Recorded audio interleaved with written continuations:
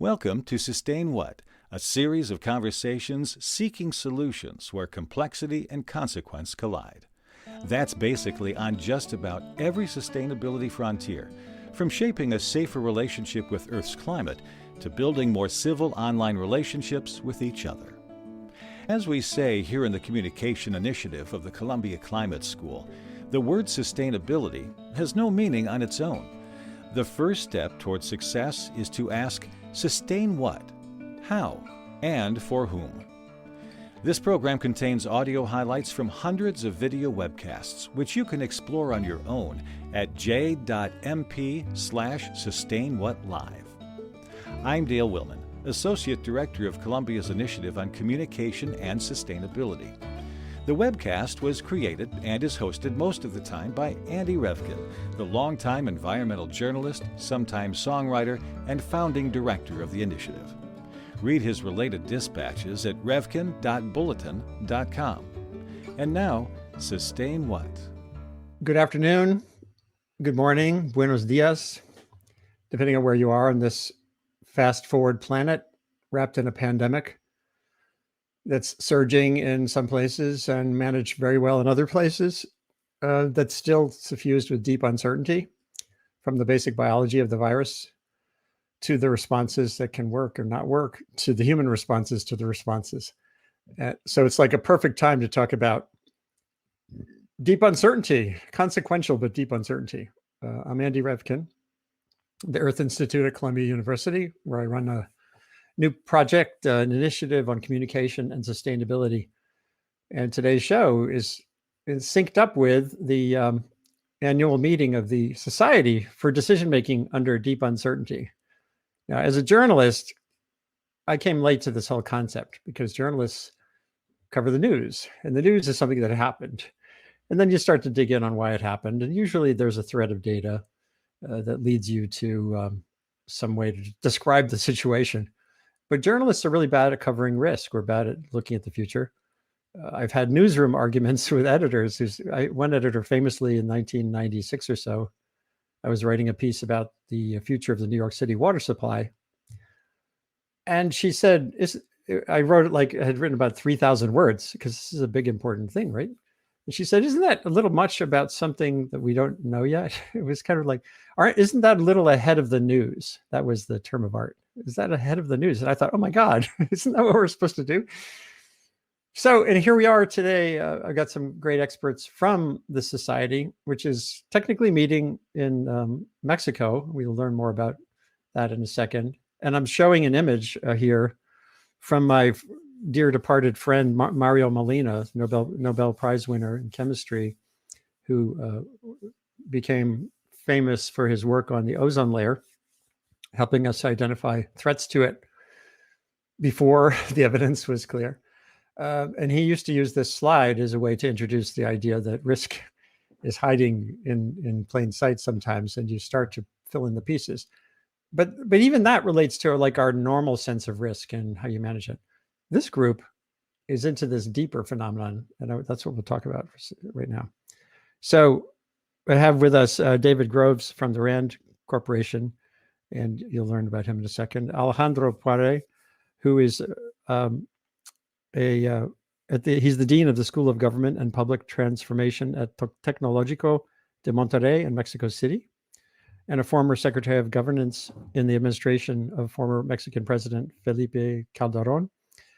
Julie Rozenberg, an economist with the World Bank, focused on sustainability, poverty alleviation, and climate. And the thing that threads through their work in these different contexts, at RAND, David is also involved with climate resilience and all kinds of other risk questions, is what do you do when you know you don't know certain things? My journey to this started on a boat way before I was a journalist. In the 70s. I, as a young man, in my early 20s, I ended up on a sailboat as the crew. And we got a box of books from another boat one day. And it had this book, The Dice Man, which it turned out, I didn't know this at the time, but it's like one of the major bestsellers. It sold millions of copies. The author's real name is George Cockcroft. He has a background in psychology. He was a professor. And the theme of the book was make your decision by rolling the dice, literally roll the dice. And what you're going to hear about, shortly is very different ways of looking at that. The book, I got to get him on the show. He's still around. On that boat, I made a big mistake. There was one night we were sailing in Greece in dark waters, and a storm was coming, and I was at the wheel and everyone else was asleep. Up ahead, there was one light that I knew was on a buoy. We had crappy maps. Our charts were really bad. We had scrimped. We didn't buy a detailed chart for that one passage because we were going to go through it really quickly. So in the middle of the night, 1 a.m, I'm going, do I go port or starboard? And I guessed wrong, and ended up, we had the boat, had to fix it. We didn't die or anything, but the boat was pretty wrecked. Murray Gell-Mann, who I got to know as a physicist, Nobel Prize winner, used to talk about the benefits of taking a crude look at the whole. He made it into an acronym, CLAW. And I think there's some merit there. So I started to understand as a journalist, well, there are some practices, there are things you can do to start to navigate complexity. And the climate story that I've been writing about for 35 years, at a certain point, it became clear that elements of it are crystal clear, like greenhouse gases work, the world's warming. But then there's all these deeply uncertain things. I began drawing curves, like my spiky curve there for CO2 and warming was like saying, there's not a tail on this. We know this. But there were the things that they're most consequential, like the pace of sea level rise, what's happening with hurricanes. They're durably unclear. We know, in fact, I would argue that for sea level rise, we're not going to know much more by 2050 than we know today on how fast it's going to rise. So what do you do? And there are these interesting scientists like Jeroen van der Schuys, who are writing about the uncertainty monster. And I got focused on this question of getting comfortable with it. Like, what is this? How do I write about this as a journalist? And at the same time, 2010, the Intergovernmental Panel on Climate Change hired a consultancy, a communication consultant, to tell them some ways to write their reports better. And the advice they got was, below is a list of words that mean one thing to scientists and something else to the public. To lower the risk of being misunderstood, avoid them. Ask a media expert for alternatives. And on the list were uncertainty and risk. So don't talk about uncertainty. It was essentially these, well-paid communication consultants message to the IPCC. So here we are. This is the 2020 conference of the Society for Decision Making Under Deep Uncertainty. I was invited to speak at one of their conferences in DC 4 years or so ago. And to me, it was like undiscovered territory. As a journalist, I was like, wow, this is so cool. There's a room full of people here whose job is to navigate complexity, uncertainty, the known unknowns, the known unknowables, and to make something happen that's less than awful. And every time we get immersed in a situation like we are now, where we have an enduring pandemic, political turmoil, social unrest in the United States, on a warming climate, a warming planet, what do you do? So I encourage folks to follow them. Deep Uncertainty is the ID on Twitter.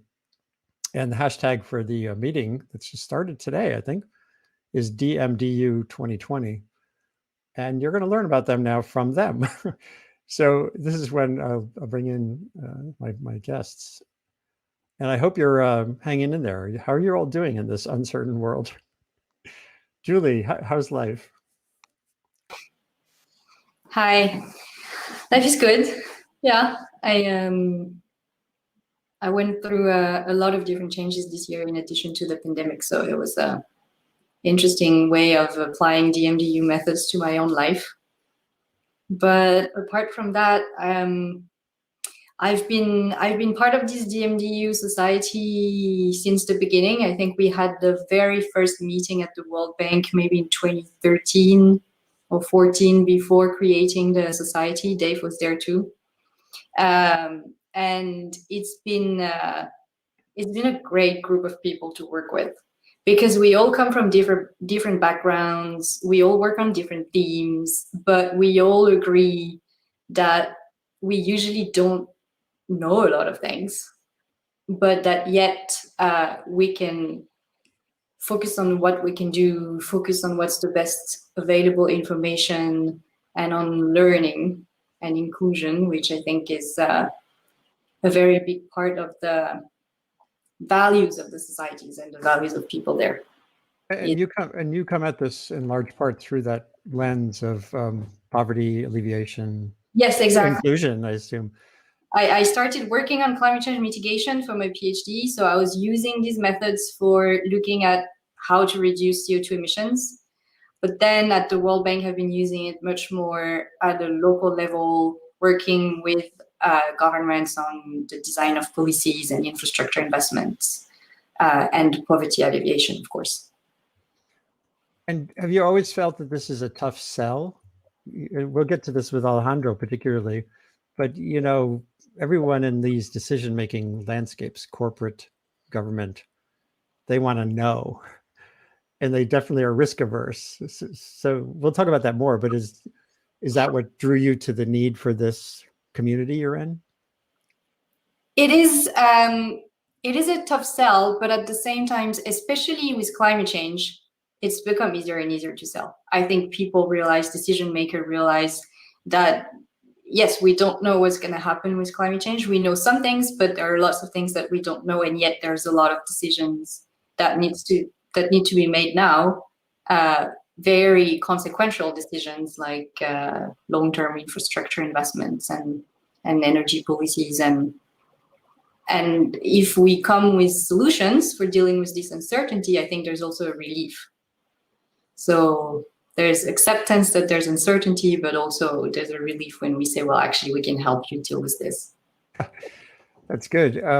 David, we'll get to you in a second, and then you can dive in deeper on the origins of the society, et cetera. But Alejandro, just quickly, if you could give a sketch of your path to this arena, that would be great. You know, where did you come from that brought you to this question? No, thank you, Andy. Hello, Julie, David. It's a great opportunity to be here and to be the hosts of this conference. I've been an academic and a public servant. I mean, half of my professional career on both sides of the spectrum, if one might call it that way. And as I was taking charge as Dean of the School of Government and Public Transformation in Tecnológico de Monterrey, I was convinced that it was just imperative to have a very solid analytical background and framework for an increasingly complex world. But I really didn't know the tools or the methods. And I just visited RAND because a former student of mine invited me there, and I started looking at what graduate students and faculty were doing there, and it was just amazing to see not just the types of policy issues that these methods were dealing with, but in particular how comprehensive these tools were. In particular, to address the kinds of problems that after being in government for 6 years during the Calderón administration, I was so convinced that on the one hand, the problems were really complicated and complex and increasingly so.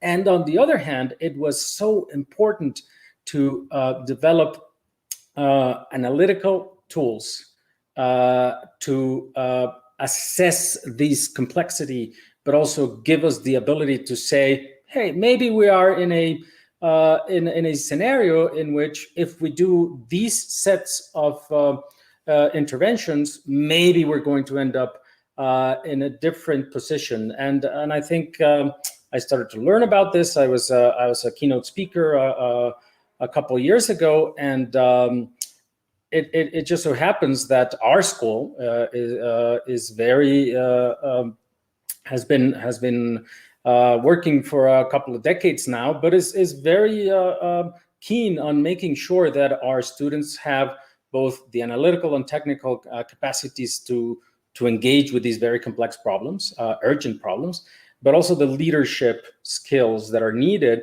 to make this tough sell that we're talking about, Andy, and to offer policymakers paths that are not just going to be short-term, that are not just going to be quick fixes, but that actually give a sense that we are headed in a direction where the outcomes that we care for are somewhat or substantially, ideally, more likely. No, So that's a little bit of the story behind. And I've become a fan, and I'm just an apprentice of the models, of course, but I think it's very important. We have had significant successes in terms of public policy in Mexico based on DMDU models, in terms of reorganizing frameworks, in terms of just not just thinking about problems. The problem of water supply in the city of Monterrey, it was a massive political problem just a few years ago, very controversial because of corruption allegations and so on and so forth.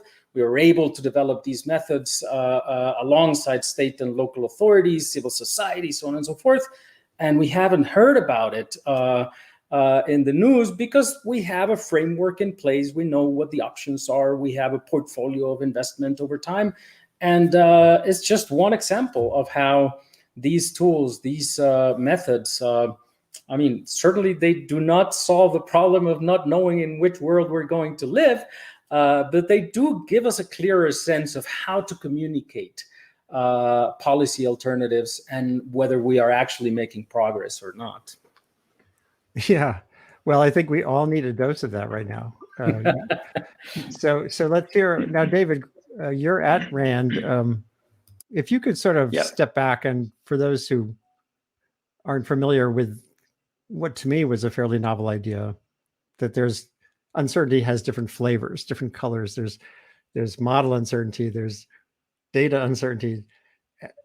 Just give us the basic steps and what we're talking about how do you first interrogate the landscape to know even which way to think about going?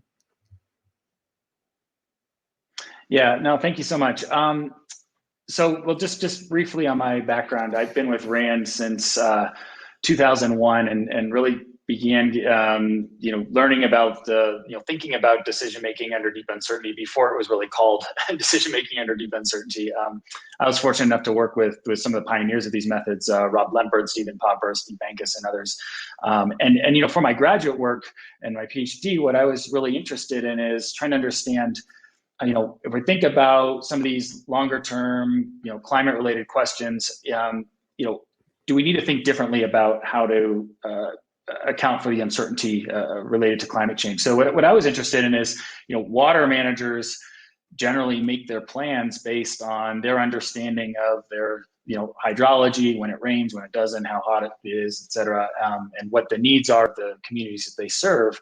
But at that time, the threat of climate change is, well recognized by that time. But as it is today, it's still something that's difficult to predict. We can't say with any confidence that it's going to be precisely 1 degree warmer in this region or 10% drier in this region, and we don't understand exactly what that's going to do for water resources, stream flow, et cetera. So for the water planner, when they're faced with that kind of uncertainty, they don't have the tools.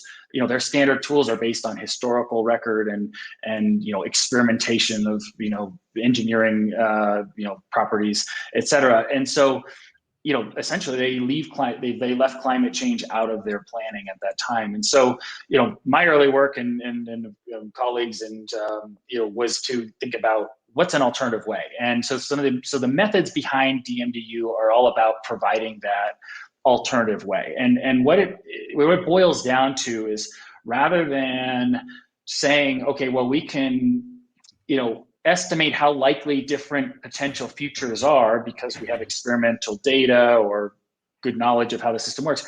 And, because we can't estimate precisely how likely things are, let's just explore the future. Let's use our models to just do many what if experiments. What if it gets a little warmer? What if it gets a little drier in this area? What if demand rises more than we thought? What if a technological breakthrough in water conservation comes available in 5 years?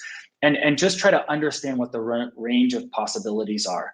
Then the basic DMDU methods and provide some structured approaches and tools for understanding where are your risks, or what risks do your decisions or policies face? So if you're a water utility and you're like, oh, I need more water because I think demand's going to grow. So in the Monterrey, Mexico case, they were considering a really big pipeline, conveyance facility to bring water up from the south to meet that demand. Well, a DMDU look at that problem said, well, what are the risks to that? What if that water isn't going to be available? What if the demand is going to be less than is needed to justify the expenses? And, and basically try to figure out what would happen under all these different combinations of possibilities. And then once we understand that, then we can look for what we call robust solutions. So a robust solution is one which will perform well regardless of how the future is going to unfold. And I can say a little bit more about this in the context of COVID in a minute. But just to wrap up, this information about DMDU methods. So the methods help provide identify these robust solutions, and generally they include things that we should and can do now, even though we don't know how the future is going to unfold. We sometimes call these low regret decisions. But these are the things that decision makers need to know now and need to act on now. So in Monterrey, it's understanding that they don't need to decide to do this very large, expensive conveyance facility for water. Instead, they can do some smaller groundwater projects and invest in efficiency. And that's what's needed now. And that will put them on solid footing going forward. So these kinds of general methods can be applied across all sorts of different sectors, and that's what this annual meeting is really all about. So it sounds like there's a rubric, essentially. So someone comes to you with a problem, and you say, well, here's how you can break it down. Yeah. Let me just show you an example that comes to mind. I've written a lot about water and climate change, and both paleoclimate studies, meaning looking back in time, and uncertain models lead you to some really interesting situations. This is a few years old, but the modeling, as far as I know, is still pretty equivocal on whether a critical part of the African continent is going to get wetter or drier as CO2 heats the global climate. So if you know, you don't know that band of countries south of the Sahara is going to get wetter or drier, some people would say, well, we don't know. But I have a feeling you would all dive in and say, oh, we can work with that. So what comes to mind? Well, I can take a first crack at this because, sorry. No, I was going to say, and Julie, from the perspective of development too. Yeah, let me just say one word because I think it'll tee right into Julie, because we did some work with the World Bank on looking at this very question in the context of Africa and the uncertainties around climate. Is their proposed infrastructure plan robust or not? And essentially what you find in a lot of areas that some of the proposed very large hydropower dams for water supply and hydropower actually are really, really risky, because if you end up in the world on the right-hand side of your screen where it dries out, then all of a sudden the benefits of this very, very expensive and destructive project don't pan out. And I know Julie can expand in lots of other areas. So I'll pass it over to her. Yeah. So Julie, again, I know I think this was actually a World Bank model, if I remember correctly. World Bank. So knowing that many parts of the world have these questions like that, what's the method for not just like calculating, but then selling that to decision makers too? It's interesting. So the method is what Dave was describing. It's instead of I have a lot of colleagues who, when they're faced with this climate change information, ask, okay, but what is the official model that the government wants to use? Because maybe the government has a model. In that case, we can choose this one and design based on this one. And what we're trying to say is, please don't do that. That's extremely dangerous. Even if the government has a preferred model and they've done some what they call downscaling of climate impacts at the local level with that model, we still should look at all the other ones, because there's no way to tell that one model is actually more accurate than another one for predicting future climate. So we keep using the whole range, and we look for investments that we can do today that will perform in an acceptable manner, whatever happens. But what's really interesting is that, so you can do that relatively easily looking at climate change uncertainty, but then if you add other types of uncertainty, it becomes a whole different story. Especially on hydropower, we did an interesting pilot in Nepal where we were looking at we were looking at how to design a series of hydropower dams. And the uncertainty there is not so much on, is there going to be more or less water, but how much more based on glaciers melting and a series of cascading effects.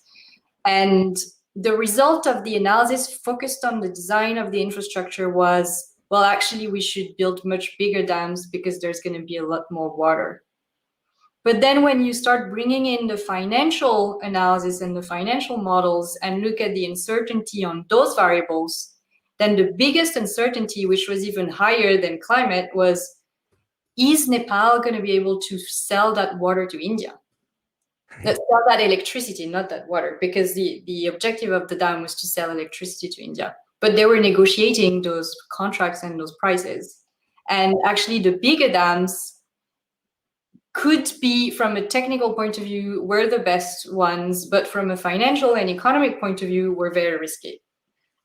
So then you have to revise, and that's what I like about DMDU as well, is that you're trying to always expand the range of uncertainties that you want to consider. Usually climate change is a very good entry point because you show these kinds of graphs that you have here on your screen. It's very telling.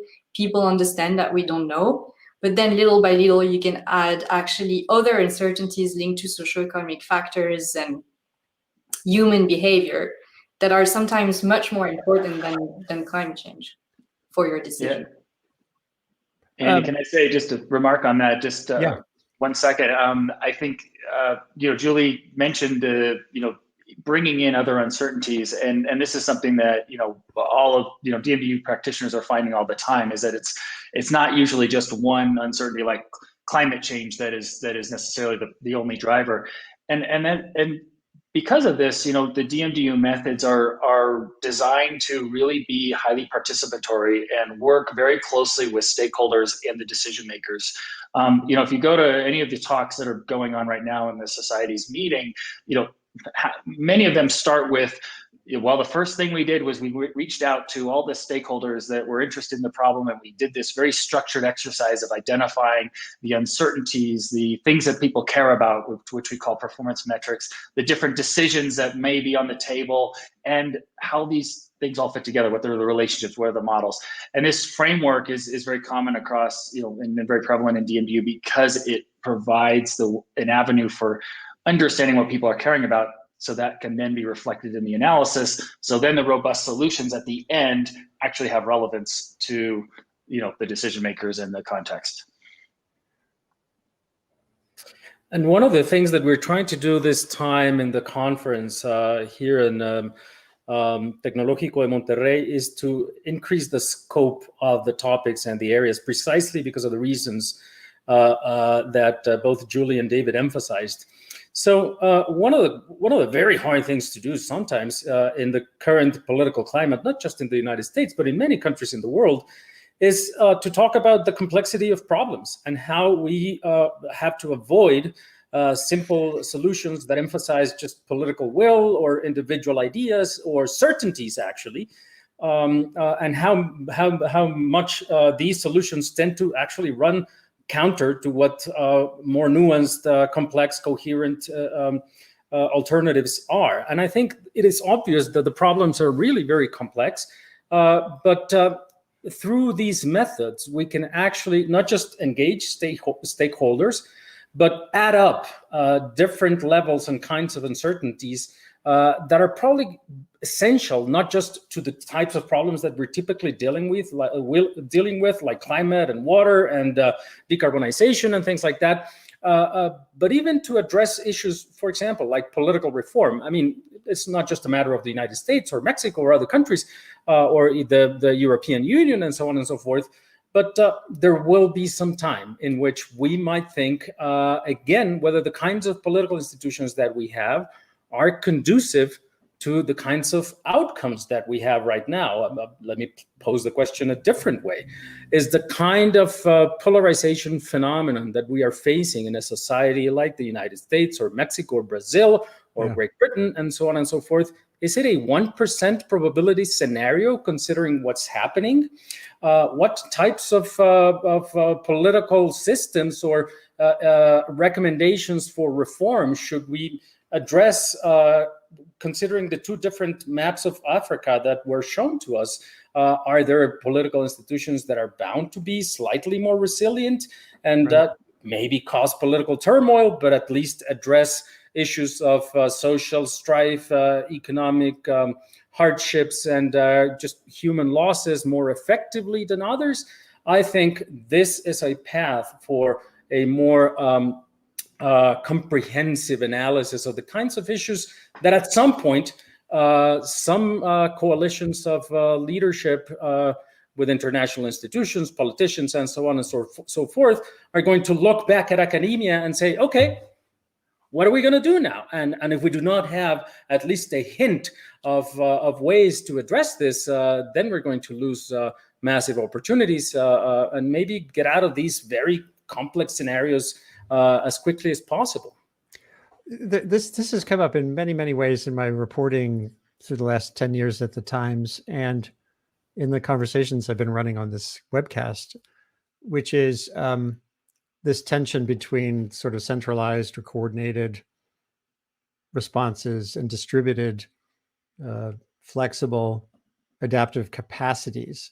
And I keep thinking, there was a guy, Heriberto Cabezas, some sustainability analyst, a very mathematical guy, who gave a presentation in New York City at a meeting on civilization and climate 5 years ago when the Pope was in town for the sustainability, the UN SDGs.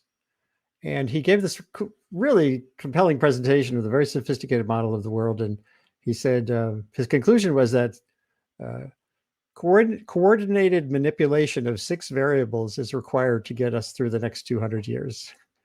And I'm hearing these words, coordinated manipulation, 6 variables, thinking about like some kind of board and some master controller.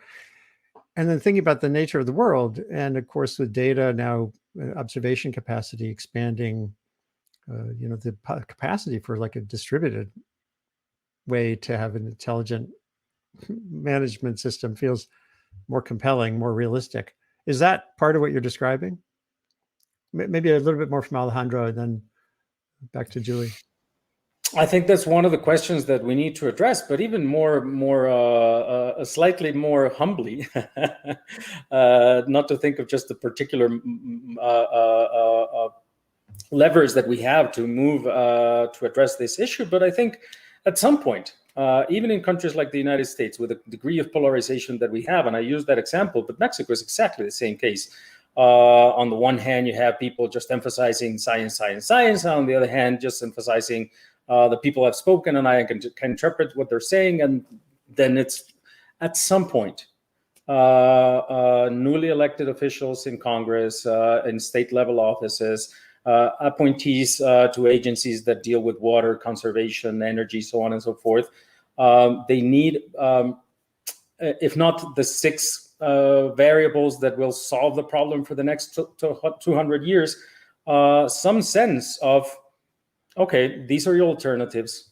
These are much more likely to be productive, considering the kinds of challenges that we're going to face in terms of the future of work, in terms of climate change, in terms of migration, in terms of political polarization, in and of itself as something that might actually render some of the solutions that we're thinking about ineffective. And I think it is important that we understand and take stock of that. I wouldn't be so brave as to claim that we will discover those 6 variables or take this paper and develop it. But at the very least, for example, to what extent are federal setups more likely or not to produce certain types of outcomes of things that we actually care about and that might make a huge difference in terms of human suffering? And if we have these federal institutions, do we have some set of frameworks that are likely to be more productive in the short or mid run, considering that we really don't know in which type of scenario we're living in, or will, in particular, we're going to be living in the next 10 or 20 years, no? Yeah, and Julie, the World Bank, the UN governance as we know it in most countries has that, I don't know if I want to call it reflexive, the norms, the path dependency is around a more methodical risk-based decision-making process and not letting things just kind of flow, unless I'm missing some trend. So does this feel like the biggest hurdle here is simply breaking old path-dependent structures around us and how these decisions are made? Yes and no. I think there's still value in planning somehow, because in a lot of countries I work with, there's no team in place to do any kind of plan before making decisions or investments, and there is value in making those plans. But I think the process that needs to be followed to put in place those plans has to change. It's not the way it used to be. Is the World Bank gets money from some donors to help the country pay for plans, and the way it works is that with this money they hire consultants from other countries who come spend a week in the country and come back with an optimal investment plan.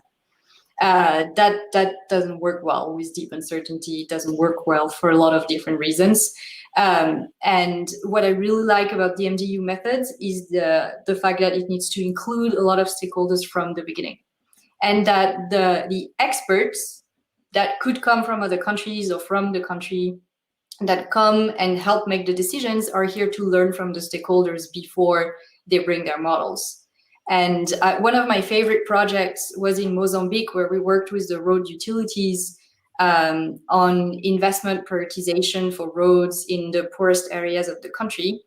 And we built this kind of sophisticated network model to try to put the roads in the best places.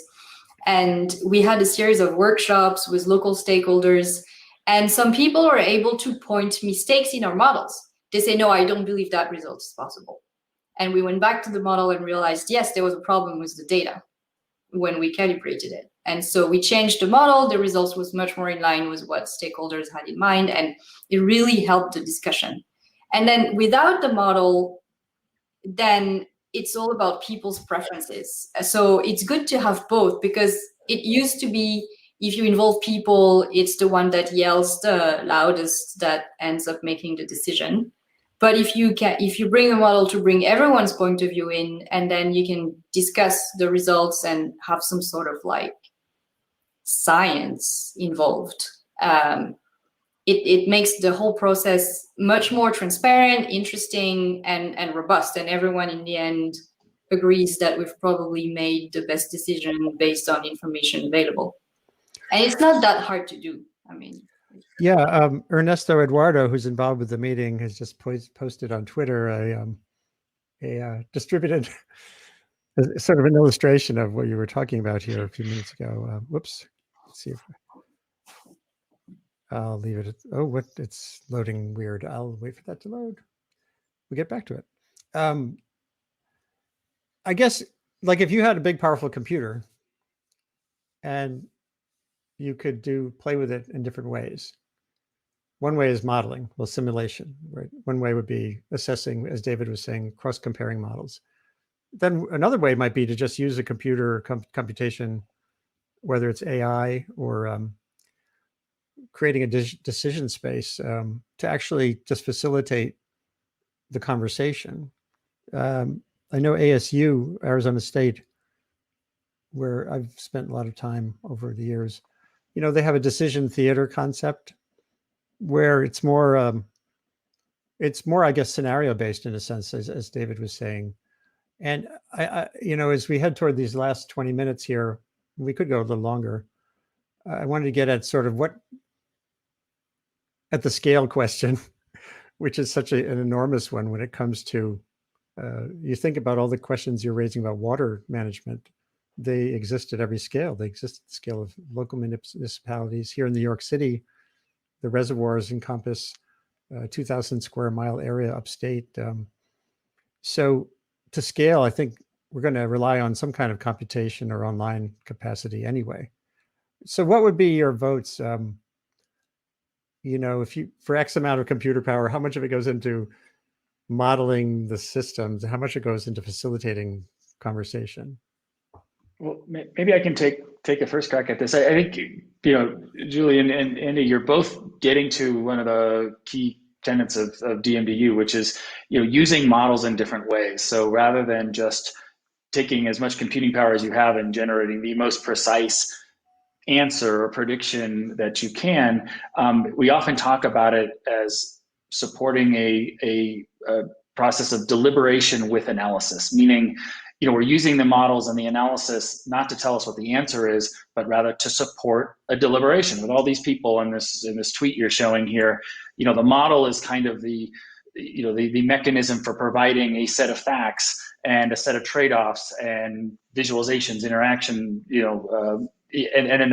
but then it's the people that engage with that and derive meaning and come up with those, unique and novel solutions to the problem. So, in any given DMDU study, there certainly is a lot of energy and time that goes into doing a traditional modeling activity, figuring out, taking data that we have, building the mathematical construct and generating something that can provide additional insight into how a system might perform.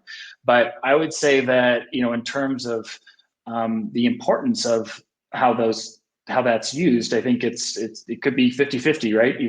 You have to represent use the model to represent the system in many ways and keep track of all those different possible ways the system could roll out.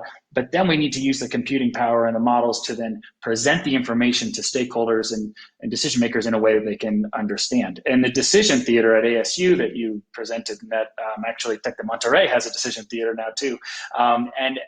This is one model for this, this deliberation with analysis. It's, a little bit it's focused on one location, of course, because the decision theater doesn't move on wheels generally, although there are some variants that do. But I think that, this, the transformations in the way that we work, due to COVID, then COVID-19 pandemic has, I think, opened our eyes to the real possibility to doing this in a much more distributed way. And I'll close with just saying one of the efforts that I'm working on in Chile with funding from the Inter-American Development Bank. There, we did a series of remote workshops, using, a Zoom equivalent and virtual whiteboarding. And we were able to get, 50 to 100 stakeholders, very, very deeply involved and engaged in a discussion about decarbonization issues in Chile. And now we can take, me being, the team that I'm working with that does more of the modeling, now we can take all that input, crunch the numbers, and then come back to them. And I think, it's going to be a lot of new models are going to emerge from, this big disruption from COVID-19. Yeah, I've been wondering about that. We had a session here with the Atlantic Council's Geotech Center, a new thing. Can we build sort of an immune system for the planet? Meaning where you have a digital capacity to really be gauging emerging viral threats using data. And there's a scientist at BU, Boston University. She was tracking like parking lot capacity in China, coming and going as a way to gauge there's something going on in that hospital.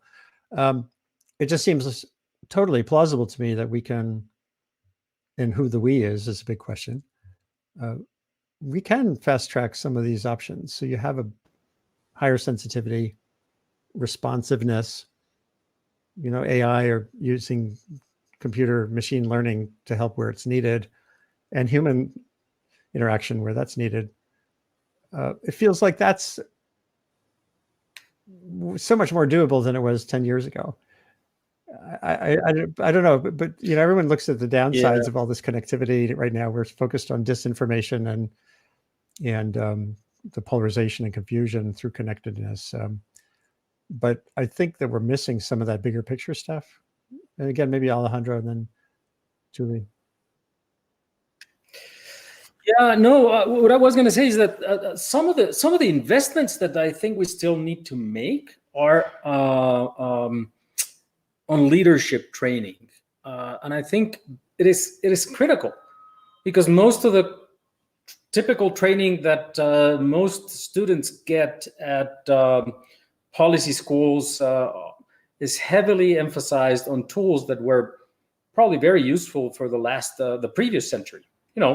Basic micro and macroeconomics, policy analysis, political institutions, and I'm not saying that those are not important. Those are crucial.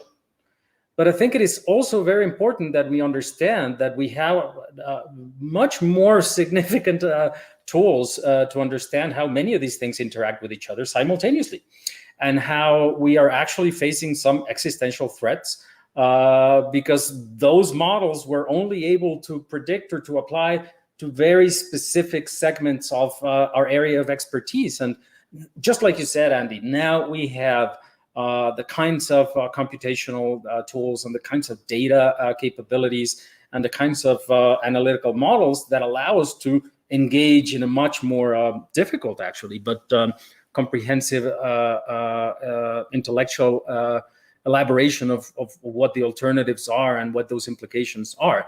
But it's not just important that students have this wider and deeper set of tools. That's also insufficient. The other side, I think, of leadership training is to develop the kinds of skills to explain these solutions, not just to stakeholders, which actually are going to benefit directly from a better solution than not, but actually to stakeholders who might actually have to pay bigger costs in the short run, but also to ready these leaders of today and tomorrow to build coalitions around the types of argumentation and solutions that we're going to be developing. One of the key things about these solutions is that they have to be robust, not just in a technical sense to changes in the environment and to different uncertainties that are out there, but they ideally should be politically robust. And this does not mean to guarantee that there's going to be this very tight framework that is going to force people to always do. No, it's exactly the opposite. Politically robust means that we're going to develop the types of leaders that are actually going to be deliberating about these, building bridges with other allies, incorporating a nuanced analysis of these things, training people about what the stakes are, and actually be responsive to short-term demands from the population, from specific actors, without losing the big picture of what it is that we're trying to achieve, but do that in a democratic setting. That is much tougher. And I'm really looking forward to engaging in this, because that's actually what's going to allow all of our abilities to use artificial intelligence, all of our abilities to use these kinds of methods in a much more productive and much more substantive way. And I think that's why I am really thrilled about this particular conference, because we are actually making this effort to start a dialogue between classical political scientists and classical economists, and this much more multidisciplinary field, which I think is really powerful and really effective in its tools. Yeah, I was looking at the agenda, and I think also education has to be in the mix too. In other words, breaking some of our path dependency and how we teach. This came up in another show here just the other day. I'll just show you a little bit of it because it's worth it. My wife used to be a science teacher. She now teaches teachers how to teach, but they did this bridge. It's sort of a familiar exercise where kids get the, I'll leave the sound off because it's really loud, but you can see kids build bridges using a standardized batch of wood. And they had to, what was interesting about this particular iteration was it's frozen. So, all right. They had to do a cost benefit analysis as part of it wasn't just build a bridge with a kit. It was, you had to pay for the wood with fantasy money. And you then judge the performance of the bridge, not just based on whether it broke or not, but on the fuller dimensions of the project. And boy, I think if that could be incorporated in every curriculum, that kind of thing. So breakage, learning through breaking, as opposed to our more stringent, success-oriented education, feels like it could create a culture over time, obviously, that's more comfortable with uncertainty and risk and everything that comes with it. There was a piece in Nature a long time ago. Do we need to go to risk school as a species, essentially? And that feels, again, apt as well. I wanted to run through some of the questions that have come in on the, commentary here. There's one here, Alec Bernstein, maybe at the conference. Politicians don't want to hear about uncertainty, especially when allocating appropriations for funding infrastructure. I'm thinking of water and wastewater plants, which are underfunded in the US. How can we get past the uncertainty to persuade decision makers to act? I mean, you've kind of addressed a little bit of this. It sounds like engagement in the process of the scenarios, like Julie was saying, feels really important, because then they're sort of really understanding the dynamics of what they're looking at. Unless there's another answer to that question. Well, I could say that yes, engagement and education helps, but I think also that the kind of solution that you're proposing can also go a long way. So one of the key aspects of a robust solution is it's describing what you do today that makes sense regardless of how uncertainty unfolds. So you can actually present those near-term actions that may stand on their own. You don't have to, you learn about what they are by looking at the uncertainty out into the future. But once you've resolved that, they'll sell themselves, because they tend to be common sense and make a lot of sense from a lot of perspectives. So that's maybe one way to move away from paralysis of uncertainty. And again, that's what the DMD methods are really trying to do. So you literally, just in asking the questions and saying, okay, here's the scenarios, how did that do? You're basically concretizing what that mix looks like. Exactly. Yeah, and I think it's also the case that even if the short-term incentives are tough, are very hard to overcome, if the narrative of what the models actually produce is compelling, then you're actually going to show invested politicians that even the short-term scenario in which they probably get more money is likely not to be a good outcome scenario for other stakeholders. And this engagement that you're talking about, Andy, will actually increase the costs of them acting in a short-sighted manner. That's why I think training in leadership and other types of skills is crucial, because otherwise they're just going to shred the plan or delete the plan and just say, yeah, well, it's going to be tough for the next 10 years, but in the short run, I'm still going to put more money into this particular dam or this particular project, no? And hold on, let me take this off the screen because it's too big. This also, it sounds like this might have value, like if we're having a congressional hearing in the US, which is always posturing and everyone has his expert or her expert. But by having a scenario approach to a hearing, for example, would reveal special interests, it sounds like, because it's saying, well, these are actually objectively, this is what the range of outcomes could be from this bridge. And even though you want the solution X because you're from the bridge making company, this is the reality. It feels like it's a transparency or honesty exercise too. Yeah, one of the main outputs from this kind of analysis is understanding what assumptions do you need to believe for a particular solution to make sense. And these methods are designed to illuminate that on purpose, because you can often, if you can find things that make sense under different assumptions, then you can get agreement. So the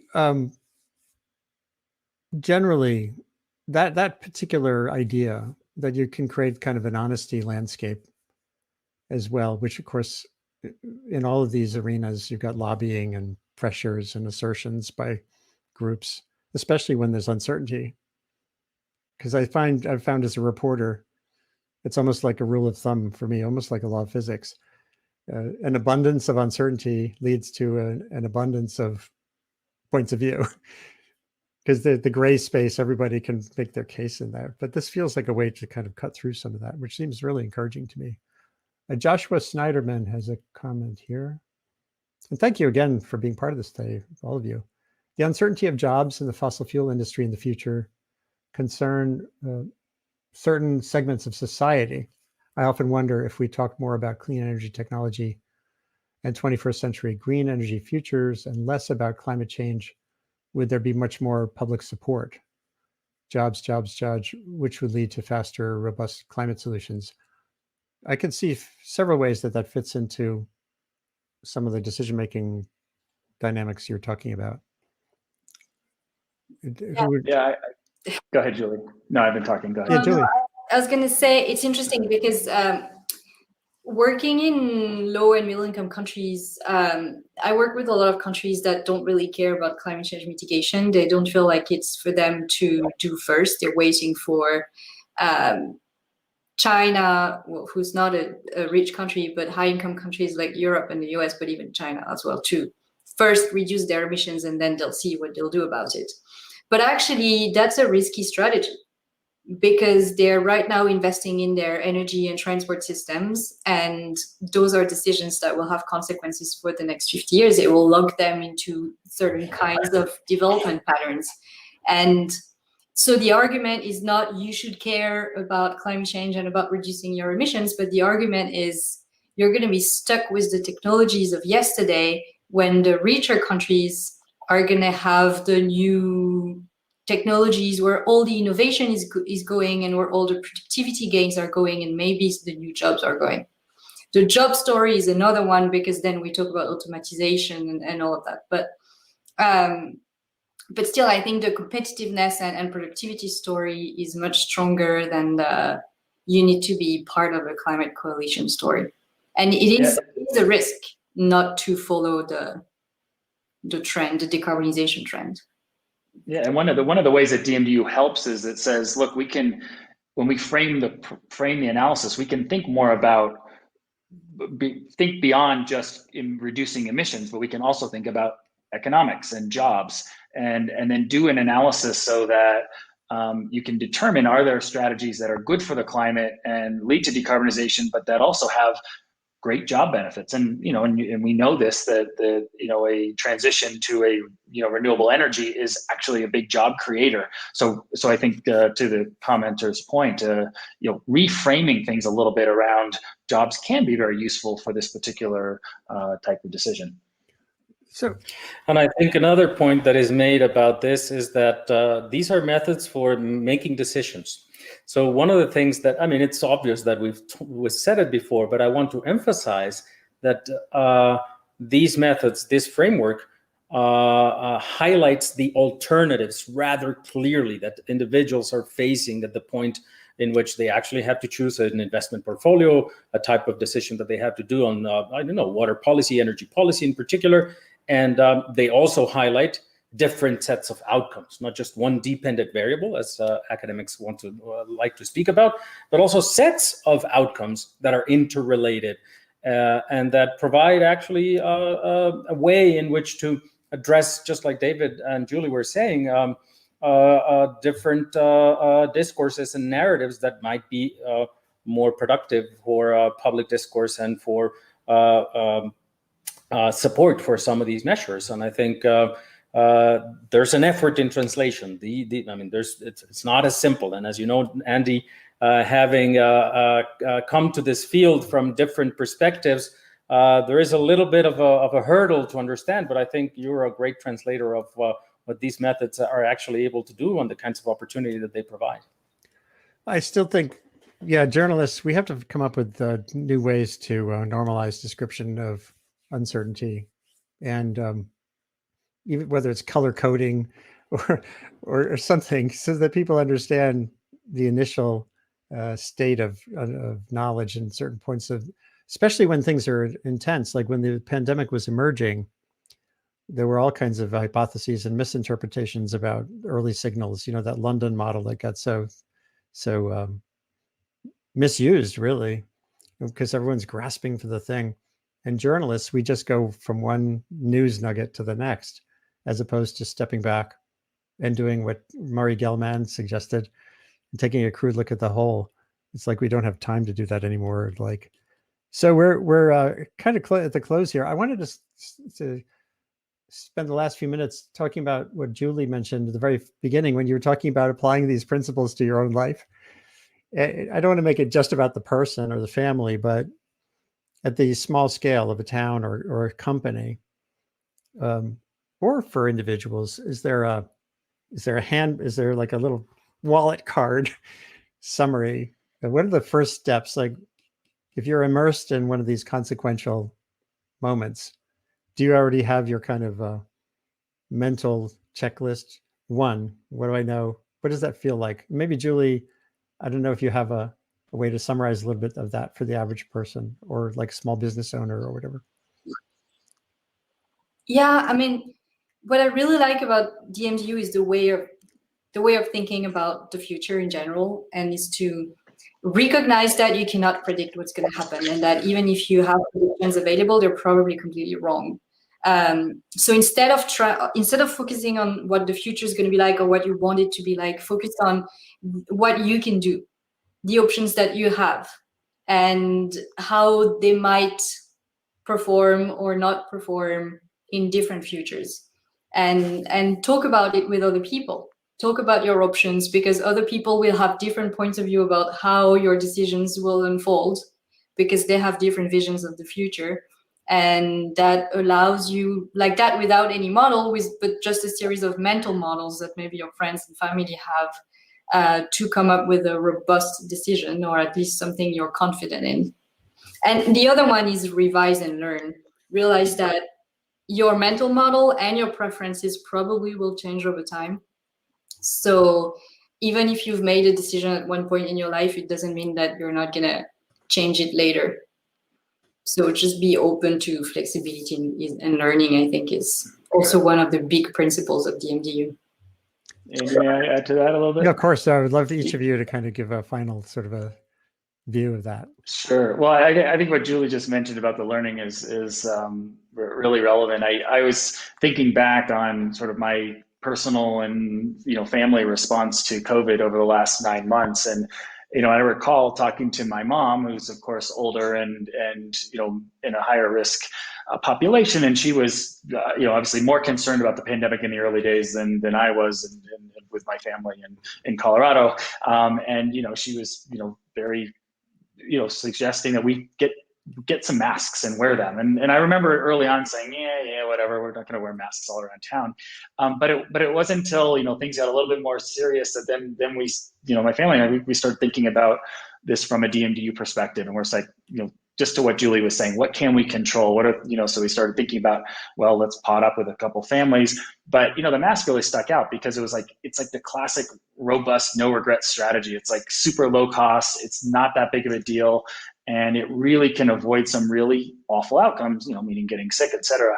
And so we talk a lot about, applying some of these concepts to our ordinary decision making. And so as we've been trying to navigate how to get through this COVID pandemic, healthy, we draw on the thinking all the time. So, and Alejandro, from you too, and I wondered, is there a rubric on the DMDU website, or is there yet a curriculum for, let's say, elementary, middle, or secondary school for this kind of approach?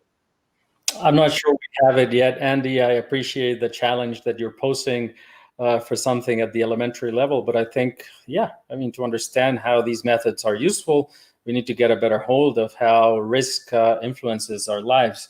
And just as a curiosity that you reminded me of is that one of the things that I worked on in my bachelor's degree, an undergraduate thesis, was a senior thesis that had to do with how voters assessed the uncertainty of alternative outcomes, which was crucial, of course, back in the day in authoritarian Mexico. I mean, you have better the devil you know than the one you don't. And I think it was very hard to get an academic and also a public opinion sense of what these predispositions towards uncertainty meant.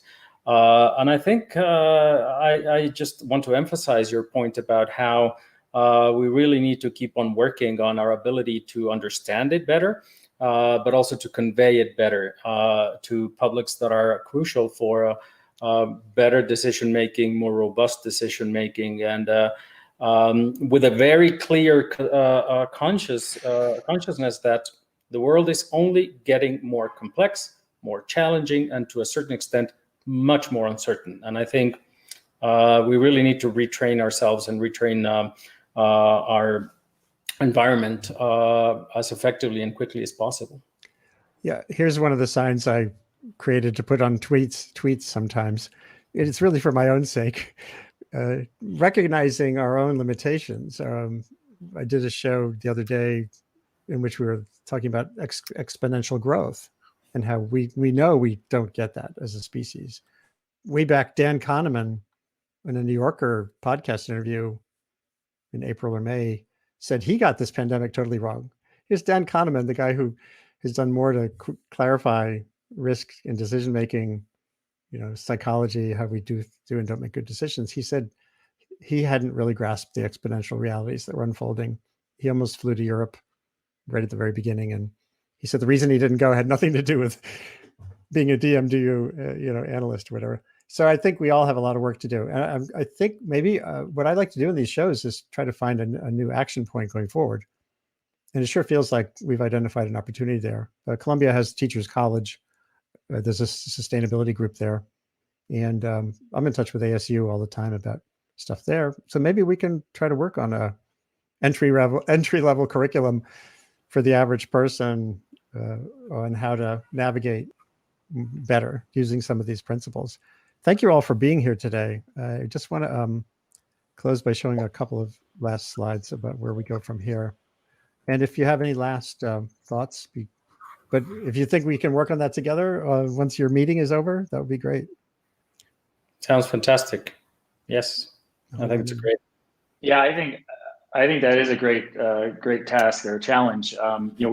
We do it we struggle with this at various levels, even just taking the very complex methods and distilling it down to, so that, the water agency or, some government agency can use it in their practice. But what you're talking about is taking it to the next level to how can it help individuals and groups of people to think more critically about uncertainties and respond appropriately. And I think that would be really useful. So I like it. I think we can do better than the dice game. Yes. Yeah, no, and I think it's crucial for engineering and economist curriculums because, I studied engineering and economics, and both they just have very normative ways of thinking about the future, and they want, if there's uncertainty, there's always a probability distribution, and I think it's not working that anymore. Seems pretty clear. Definitely. The world is not linear. Not linear. We just circled back to 1918, right? Yeah. So, okay. Thank you again. I'm going to just show this closing slide, and which I was trying to do. So this was today, and on Friday, we're going to do a session on a very relevant subject. The presumptive Biden administration faces a huge challenge, not just in rebuilding a science-based decision-making process for government, but in thinking about building forward. Can we break some of the old norms for how science advice has filtered into decision-making? We'll have Neil Lane on, who's the former White House science advisor to Bill Clinton, Rod Schoonover from the National Intelligence Council, previous, and Romany Webb from Columbia's Climate Law Center, and Naomi Oreskes, who's written enormously influential books on the history of science and the history of misinformation and more. So I hope folks can tune in on Friday, and we go forward from there. Every few days, we have another session here. Sustain What is a global online conversation, identifying solutions to the complicated, shape-shifting, and epic challenges of humanity's great acceleration. A prime focus is making sense of and getting the most out of the planet's fast-forward information environment. It's the one Earth system changing faster than the actual environment. It has wondrous properties, which are allowing us to connect today, all from all around the world. It has huge problems. It's designed to distract and confuse us almost as much as to connect us.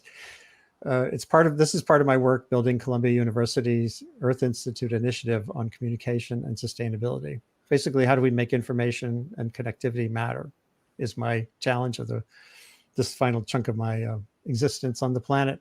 As soon as we're done, share the link you've been watching with friends, far and wide. These all get archived right away. And get in touch with ideas. See that distracting scrolling bar at the bottom for how to do that. Thank you to my guests today for being here, Julia, David, and Alejandro, and good luck with the rest of the meeting. Thank you very much. Thank you for listening to Sustain What, a production of the Initiative on Communication and Sustainability at Columbia University's Climate School. If you like, send your feedback or ideas for future shows to j.mp/sustainwhatfeedback. Thanks again for listening. Stay safe and build a better world.